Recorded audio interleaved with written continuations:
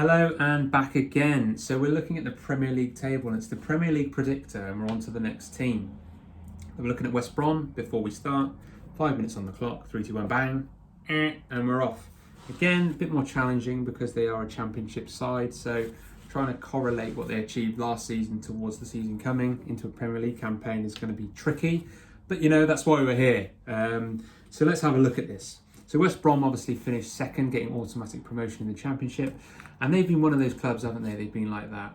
I remember when they played against Manchester United not long ago, 5-5. They then go back down and then come back up. They go back down again. Now they're back up again. So they're one of those clubs that don't seem to be able to sustain the Premier League, but they're always there or thereabouts in the Championship. Now, when we look at the stats from the Championship of last season, of the matches they played, they won 22 times out of 46. So it's just under 50%, which isn't brilliant.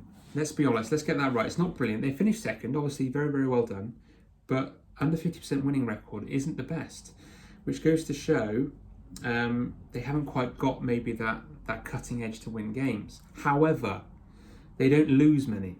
They drew 17. That is a lot.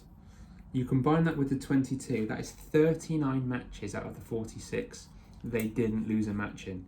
So in the Championship, whenever a team played against West Brom, they knew they had to do particularly well to get a victory against them. Having only lost 7 times shows you that actually their consistency to not lose matches is very high, but perhaps their ability to convert those draws into wins isn't particularly strong. Now, when you're combining that with a step up in standard for the Premier League, this could be a really big challenge for West Brom. Now, Slaven Bilic, he's been in the Premier League before, West Ham, got sacked, but he's coming up with West Brom. So he knows, he's been around the merry-go-round before, he knows how it works. But I'm going to go off the proviso that he cannot sign anyone. I've had to do that with the other clubs. Obviously, he's going to have to. But we'll pretend that he can't. So you scored 77 times in 46 matches.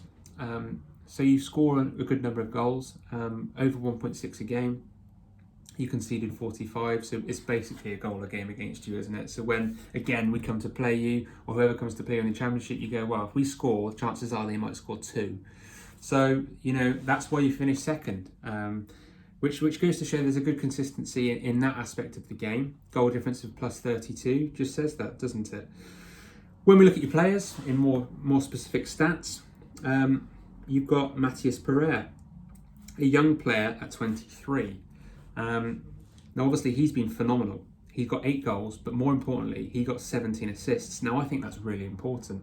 If he can get anywhere close to that number of assists, that's really going to help West Brom. Even if you can get half of those assists in the Premier League, that's really helpful. Because you've then got Robson Kanu, who plays further forward, who can hopefully get those goals alongside Charlie Austin, who both got 10 goals each.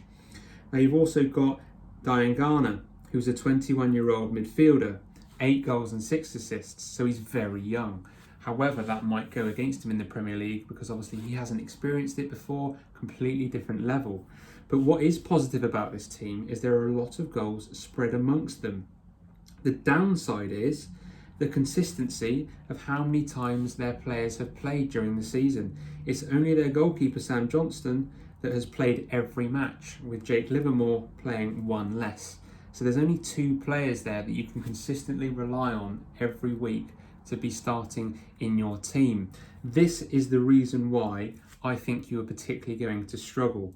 We look at Sheffield United and the consistency of their defence is what kept them going, alongside obviously some good management and tactical approach there.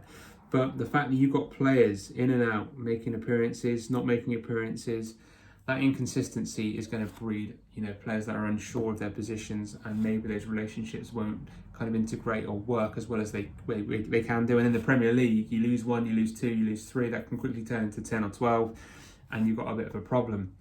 Now, for West Brom, I've got you finishing 19th. So I think you'll finish above Fulham, but I can't see you doing much better than that. I think you'll get relegated. Sadly, I think you'll be going back down. I just can't see, sadly, without that consistency of player, and that's all we can really go off of, that you'll be able to establish a really strong back unit. If you can do that, you stand a chance because you've got some decent, prolific players in there, but I just can't see that lack of consistency improving. So sadly, West Brom, I've got you finishing in 19th place and heading back down to the Championship. But look on the bright side, probably 2022, 2023, you'll be back in the Premier League and I'll be doing it all again. Take care.